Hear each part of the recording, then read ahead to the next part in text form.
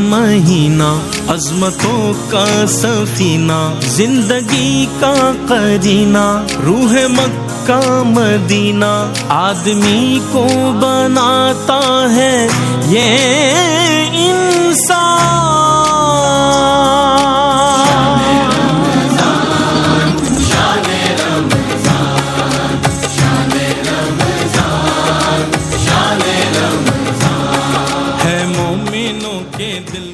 ناظرین، کل ہم نے حضرت موسیٰ علیہ السلام اور حضرت خضر علیہ السلام کی ملاقات کا ذکر کیا تھا۔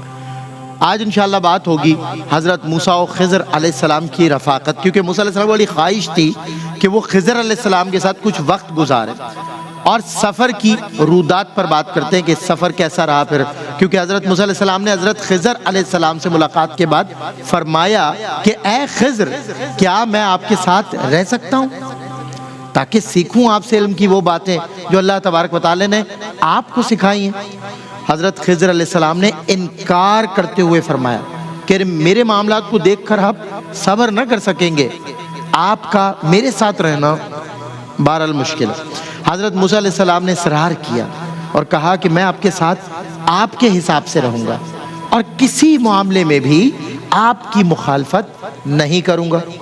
اس پر حضرت خضر مان گئے اور کہا کہ آپ میرے ساتھ سفر کر سکتے ہیں، مگر آپ مجھ سے کسی چیز کے بارے میں سوال بھی نہیں کریں گے، فرسٹ آف آل۔ دوسری بات، حضرت موسیٰ نے ان کی یہ شرط مان لی، اور پھر صبر والی ایک شرط پہلے ہی بتا چکے تھے کہ آپ صبر نہ کر سکیں گے۔ دونوں ہستیوں کے درمیان شرائط طے پا جانے کے بعد سفر کا آغاز ہوتا ہے۔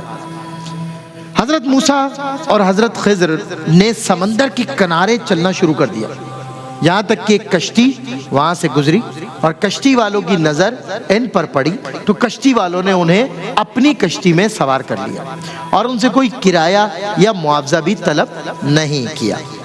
کچھ دیر بعد دوران سفر حضرت خضر علیہ السلام نے اپنے تھیلے میں سے ایک کلہاڑی نکالی اور کشتی کو ضرب لگانے لگا، یہاں تک کہ اس کا ایک تختہ نکال کر سمندر میں پھینک دیا۔ یہ منظر جب حضرت موسیٰ نے دیکھا تو ان سے برداشت نہ ہوا۔ حضرت موسیٰ نے کہا تم نے یہ بہت غلط کام کیا۔ حضرت خضر علیہ السلام نے کہا کہ کیا میں نے آپ کو نہیں کہا تھا کہ آپ صبر نہیں کر سکیں گے، اور کیا میں نے آپ سے نہیں کہا تھا کہ آپ مجھ سے کوئی سوال بھی نہیں کریں گے؟ اس پر حضرت موسیٰ نے آپ سے معذرت کر لی۔ اس کے بعد یہ حضرات مزید سفر پر روانہ ہو۔ کوئی بستی تھی جس میں حضرت خضر علیہ السلام نے ایک بچے کو دیکھا جو اپنے ماں باپ کا اکلوتا بیٹا تھا، اکلوتا۔ حضرت خضر علیہ السلام نے اس بچے کو مار دیا، قتل کر دیا۔ یہ منظر دیکھ کر حضرت موسیٰ دوبارہ بے تاب ہو گئے۔ آپ نے حضرت خضر سے کہا کہ کیا آپ نے ایک جان کو بلا کسی سبب without any reason قتل نہیں کر ڈالا؟ یہ تو آپ نے بہت برا کام کیا۔ حضرت خضر علیہ السلام نے پھر وہی جواب دیا، کیا میں نے آپ سے نہ کہا تھا کہ آپ ہرگز برداشت نہیں کر سکیں گے، اور کیا میں نے آپس میں آپ سے سفر سے پہلے یہ طے نہیں کیا کہ آپ ہرگز سوال نہیں کریں گے؟ اس پر حضرت موسیٰ علیہ السلام نے ایک بار پھر حضرت خضر سے معذرت کر لی۔ اب فرمایا اگر میں آپ سے سوال کروں تو بے شک آپ میرے ساتھ سفر نہ کیجیے گا۔ حضرت خضر نے حضرت موسیٰ علیہ السلام کو ایک بار اور موقع دیا، اور پھر دونوں حضرات چلتے رہے یہاں تک کہ ایک گاؤں میں پہنچے اور گاؤں والوں سے کھانا طلب کیا۔ گاؤں والوں میں سے کسی نے بھی انہیں کھانا پیش نہیں کیا۔ اسی دوران حضرات کی نظر ایک گرتی ہوئی دیوار پر پڑی تو حضرت خضر علیہ السلام نے اس دیوار کو تعمیر کر دیا۔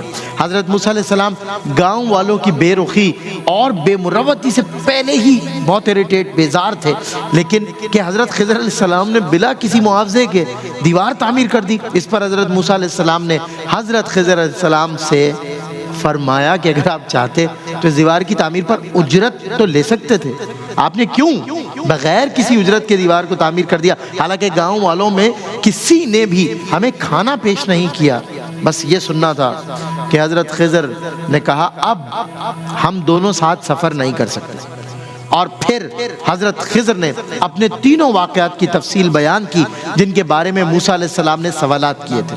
حضرت خضر نے کہا کشتی کو جو میں نے تختہ نکال کر عیب دار کیا تھا اور آپ نے مجھے سوال پوچھا، اس کی وجہ یہ تھی کہ یہ کشتی چند مسکینوں کی تھی جس کی آمدنی سے وہ مسکین اپنی گزر بسر کر رہے تھے، اور آگے ایک ظالم بادشاہ رہتا تھا جس کے سپاہی سالم اور اچھی کشتیوں کو چھین لیا کرتے تھے اور عیب دار کشتیوں کو چھوڑ دیا کرتے تھے۔ تو میں نے ارادہ کیا کہ کشتی کا ایک تختہ نکال کر اس کو عیب دار بنا دوں تاکہ یہ کشتی ظالموں سے محفوظ رہے۔ اب دوسری بات، جس لڑکے کو میں نے قتل کر دیا اس کے والدین بہت نیک اور صالح تھے، اور یہ لڑکا پیدائشی طور پر بدبخت تھا، اور والدین اس لڑکے سے بے پناہ محبت کرتے تھے، اس کی ہر خواہش پوری کرتے تھے۔ ان کے لیے خطرہ تھا کہ وہ لڑکا محبت میں کہیں اپنے والدین کو بھی بدبخت نہ بنا دے اور کفر میں مبتلا نہ کر دے، اس لیے میں نے اس لڑکے کو قتل کر دیا اور والدین کو کفر سے بچا لیا۔ اللہ تبارک و تعالی اس بچے کے والدین کو صبر کی بدولت ایک اولاد عطا فرمائے گا جو نیک بخت اور سعادت مند ہوگی۔ اور جہاں تک گرتی ہوئی دیوار کو تعمیر کرنے کا تعلق ہے تو اس میں یہ راز تھا کہ وہ جو دیوار تھی وہ 2 یتیم بچوں کی تھی، اور ان بچوں کا والد نیک انسان تھا، جبکہ دیوار کے نیچے دونوں بچوں کا قیمتی خزانہ دفن تھا۔ اگر یہ دیوار گر جاتی تو گاؤں والے ان یتیم بچوں کا خزانہ لوٹ کے کھا جاتے، اس لیے اللہ تعالیٰ نے چاہا کہ یہ دونوں یتیم بچے جوان ہو کر اپنا خزانہ نکالیں، سو میں نے ان کے خزانے کو محفوظ کرنے کے لیے دیوار کو تعمیر کر دیا۔ اس کے بعد حضرت خضر علیہ السلام نے فرمایا اے موسیٰ، آپ یقین اور اطمینان رکھیں کہ میں نے جو کچھ بھی کیا اپنی طرف سے نہیں کیا، بلکہ میں نے یہ سب اللہ تعالیٰ کے حکم سے کیا ہے۔ اس کے بعد حضرت موسیٰ واپس لوٹے۔ یہ بڑی سواق آموز بات ہے کہ اللہ تبارک و تعالیٰ نے 2 یتیم بچوں کے مال کی حفاظت اس لیے فرمائی کہ ان کا والد نیک تھا، اور ساتھ ہی معلوم ہوا کہ اللہ تعالیٰ کے ہر کام میں کتنے راز اور کتنی حکمتیں پنہاں ہوتی ہیں۔ یہ تو ایک واقعہ تھا جس سے ہمیں اللہ تعالیٰ کی بعض چند حکمتوں کا علم ہوا، ورنہ اس کائنات میں ہر لمحہ اللہ تعالیٰ کی تدابیر کا تسلسل جاری ہے، اور ان تدابیر میں نہ جانے کیا کیا حکمتیں پنہاں ہوں گی۔ بے شک اللہ تعالیٰ بڑی حکمت والا اور غالب ہے۔ شکایت کرنے سے گریز کیا کریں، شکوہ کرنے سے باز رہا کریں، جب کریں اس کا شکر کریں۔ رنج اچھا نہیں اور نہ ہی ملال اچھا ہے، یار جس حال میں رکھے وہی حال اچھا ہے۔